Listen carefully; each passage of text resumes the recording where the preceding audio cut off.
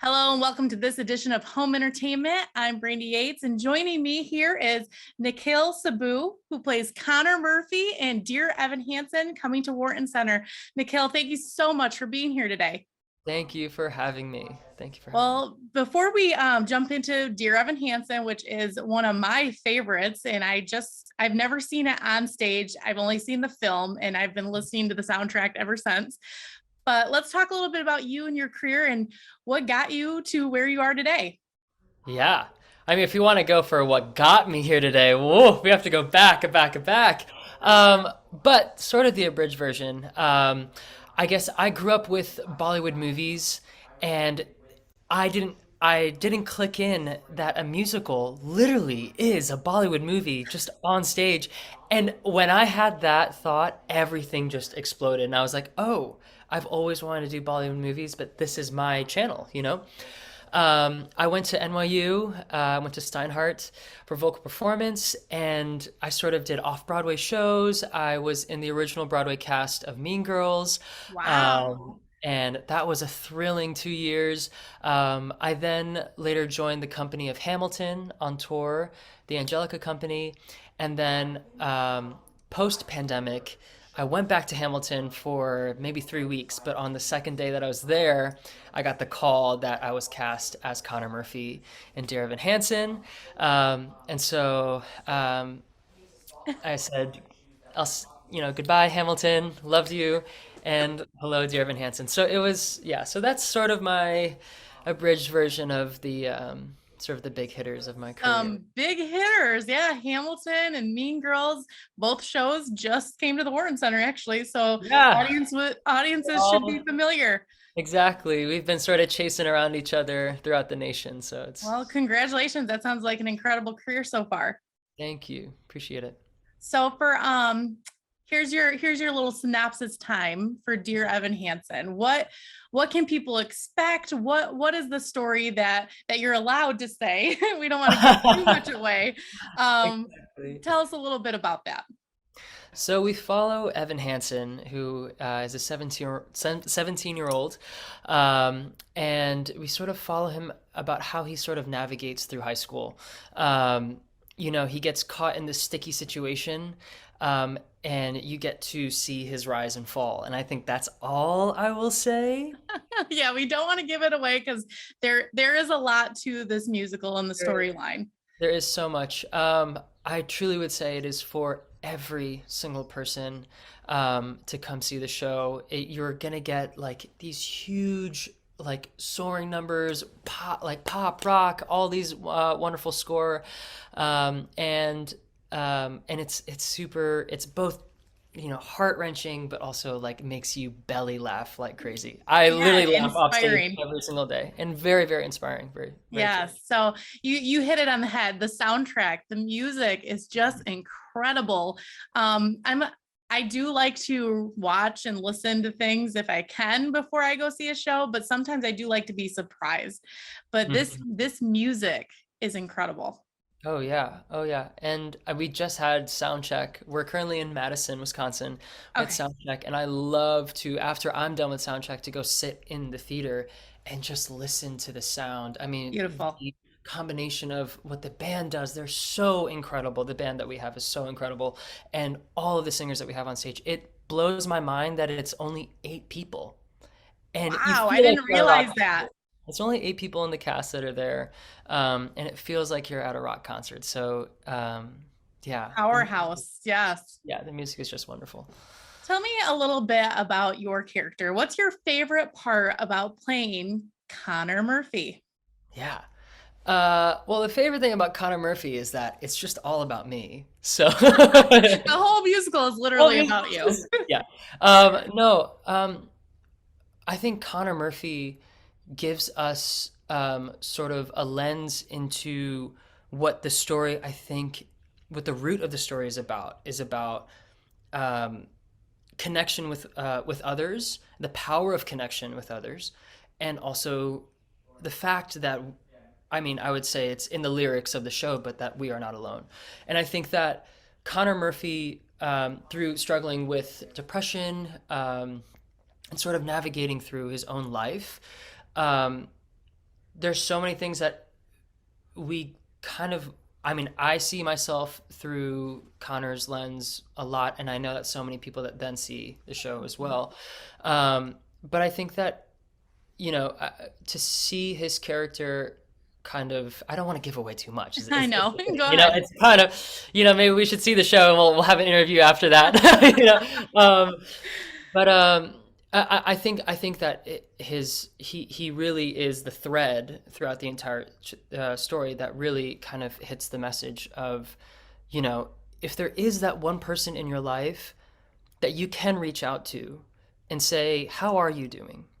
You Hmm. know, if there is that person that if you're in high school, if you're in your hallway, if you're working, your colleagues, your friends, the people that you don't necessarily reach out to maybe, but you should, or blah blah blah. Like, over post rehearsal, during the rehearsal process for the show, I cannot tell you how many people that I reached out to genuinely, and to let them know that, I it's life happens, Right. but you know what? I need to take the intentional time to reach out to these people. And because, time goes and people's lives go different ways, but I want to let them know that no matter what, that they can reach out to me, or the act of reaching out to them, and Right. that connection with people um, is so important, especially after the collective experience that we've had these past couple of years. Yeah, Um, and it really touches on I'm gonna warn the audience, bring some tissues. yes. It's an emotional roller coaster, if you will. It touches the head on mental health and awareness, and like you said, you're not alone, and checking on people in your life. Yeah. Completely, completely. And, I think mental health is just especially on the rise in people's conversations, people's realizations about themselves. Um, and I think that the beauty of theater for you to watch something and both be able to relax, sit, take in, but then also see yourself on that stage. I think it's the most beautiful thing that we get with theater, this sort of circular, you know, energy Yeah, that we you feel. And so you really, and I think that's why it's so impactful. So I think that we're all having these conversations, and I think that I've heard so many people who see the show, and sometimes I'll like walk by the front, or if I have to you go, want to hear. and you kind of hear these bits of conversations that, and I look over, it's a mother and a son talking about XYZ, or the family, or it's so wonderful that through the show people are activating these conversations. Um, yeah, Yeah, you it's said it. You go to the theater to escape and be entertained, but then it makes you reflect, kind yeah, of. Yeah. yeah, Yeah. um, So yeah, anything else you yeah, want to say yeah. about that? Well, no, I think that it, you know, the theater is an escape, but also I think theater is not just that. I think Right. that the power of theater has the ways to inflict change in one's heart, truly. I mean, I can't. I mean, the show is so popular for its message and the way that Yeah. it truly, people will walk into a theater, sit in a seat, 2 hours later, they are a changed person. I mean, Yeah. it's wild. It literally is. And I think that I am so grateful to be a part of this company, to be a part of sharing this message. Um, and, when we get at the end, and I will say this, we all get to finally at the end of the show just be on stage, and we're backlit so we get to see the audience. Oh, great. My favorite thing to take in everyone that just sat there for 2 hours and enjoyed the show. And I know there are a plethora of people in the audience that are just, Uh-huh. I'm you crying know? just talking about it. So, yeah, it allows you to reflect, but I think that more importantly, it is allowing people to take initiative in their lives, an initiative with their sort of conversations that they have with themselves within, and also conversations that they have out on the outside with their close ones, or even day-to-day interactions. Yeah, like you said, the message is really powerful, and it's funny because you said it's in high school, but it's for everybody. It really is. I mean, everyone struggled in high school, and people still struggle in high school, and even in their daily lives now, past high school. Yes. So, yeah, it really is. It does. Heartstring was pulled Yes. during this musical. For people who have seen the film, what can they expect? What are some surprises? Obviously, not all of the songs from the musical made it to the film, Exactly. and I'm sure there will be some surprises. So, what kind of things do you want to say to the people who've already seen the film, who are like on the fence about coming to the show? Uh-huh. Uh-huh. Um, there's well, I think to kind of maybe tie in back to the experience of theater, you to be in that seat, the energy that comes off of this stage, um, is just a different flavor than the theater, than the movie. It's a different flavor than the movie that I would say. It's obviously the same story, the same message, Mhm. but it's The delivered. delivery, The delivery is different. There are songs that weren't in the movie that are in the show, and um, there's something about the theater and that intimacy that you get to have that I think that it sort of unlocks parts in your heart as an audience member, um, that obviously may have been experienced in the movie, but I think that have seen the movie and then also, I mean, I haven't really gotten the audience perspective, but right? um, um, yeah, it's definitely a different palette. I also love to say that each story can be told so many different ways, Mhm. and that um, there's not one way of telling the story. Also, to know that we have Sam Premek, who is the Evan alternate, and we have Steven, and we have Matthew, like all these different people telling that come on stage to tell Evan's story, but it's all different. So no matter what, you're gonna get a different flavor of the story, and I think that there should never be a limit to Right. this story should just be told this way, and I think that it'll be. I would encourage everyone, even if you've seen the movie, to definitely see um, the show. Like you said, everyone has their own creative process and how they embody the character. So yeah. Ah. Oh yeah, um, yeah. It's I totally would encourage people to, especially if they've seen the movie. Also, if they haven't seen the movie at all, I actually love when people are like, "Oh, I don't know anything about the show." I'm like, good, good job. You're Yeah. here, and everything that's going to happen on stage is going to be a surprise to you. People, Magic. it's gonna, Magic. yeah. Um, so yeah, All yeah, right. So with 8 people, so we talked, it's kind of it's a heavy story. It kind of is, obviously, with yeah. some humor in there too. You kind of want to hate some of the characters, but you can't because you love them. Well, Type of feel, a love hate thing. But with a small cast, I guess I didn't realize with 8 people, how do you go on stage every performance and tell this heavy story with just a very small number of you? yeah. We really, really do pass the torch throughout the entire show, and it feels that way. Before the show, we sort of all circle up. We meet either stage left or stage right, and there have been multiple times where all 8 of us are there, and I'll be like, "Do we have everyone? Is there?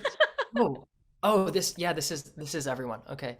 But in that circle, we take 3 collective breaths, and it's the way that we kind of just get to initiate the show, which I think is so important to kind of go into this experience where it is heavy, and I am about to scream to Steven, or I'm about to scream at Sam. It's like you kind of just want to maybe just connect a little bit before the show. So, but it really is a passing of the torch. And and I think that we have developed a relation to each other, both on stage and off stage, that is sustainable, and it has to be, especially with tour, going different places. We're all human, Right. Your and mental health is important too. yes, exactly. And the thing is that, yeah, what if, I had a funk type of day and I'm coming to the theater, but it's nice that we get that moment.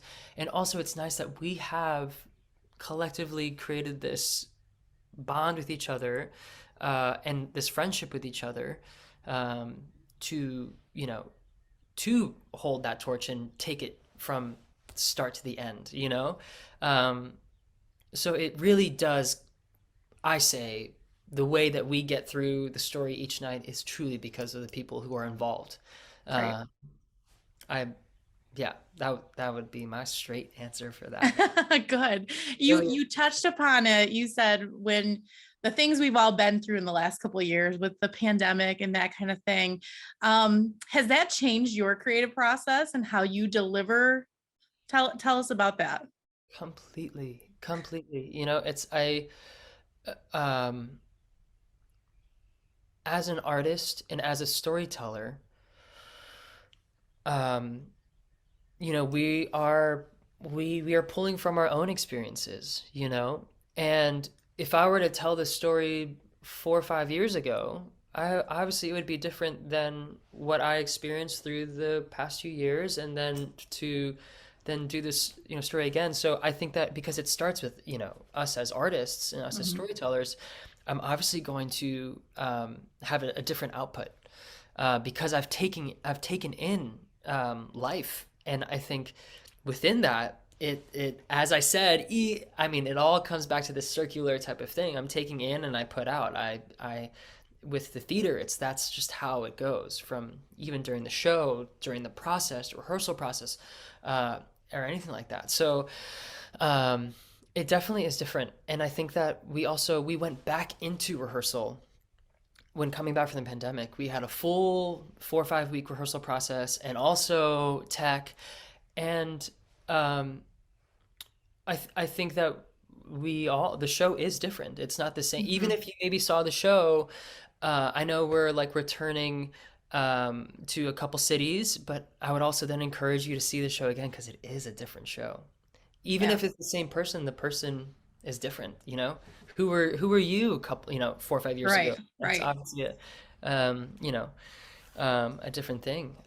So yeah, and I think that it's the message is even more potent Powerful. Yeah. and powerful. Um, and yeah, it's such,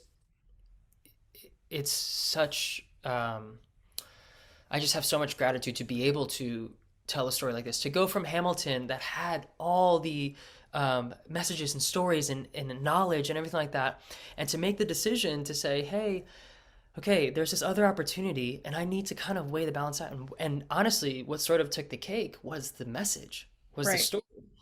And I think as a changed human, as doing Hamilton before, and the pandemic happened, I sort of was like, okay, what's the story that I want to tell right now?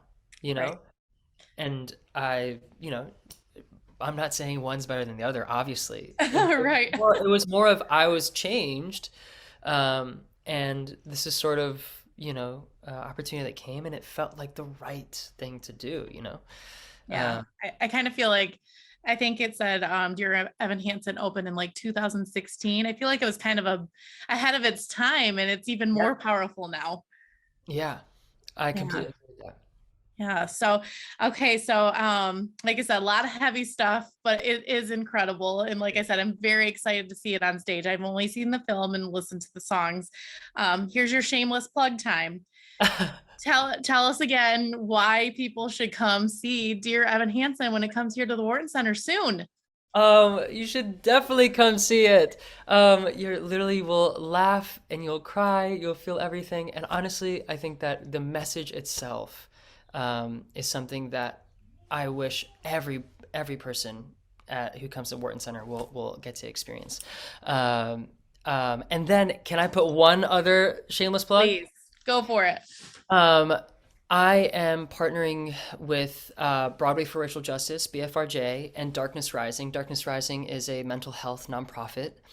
And each week, for the rest of my run that'll be in the show, I'll be giving away 2 free tickets. And Darkness Rising has created a mental health resource packet that will go with the tickets. Eventually, through maybe if someone else wants to donate 2 tickets or whatever, we can have 10 different people, come to the show. And this is catered towards, BIPOC. And so I really want marginalized people to hear this message of the show. I'm super excited. I think we're gonna launch within the next day or two, so you guys are getting the inside Wow, scoop. yay! Really, really excited, and really excited to provide space and give access to people to this incredible, incredible message of this show. Well, that is incredible. That was the best shameless plug you could have done. So just a reminder to audiences, Dear Evan Hansen comes to the Wharton Center May 17th to May 22nd. You can get your tickets at whartoncenter.com.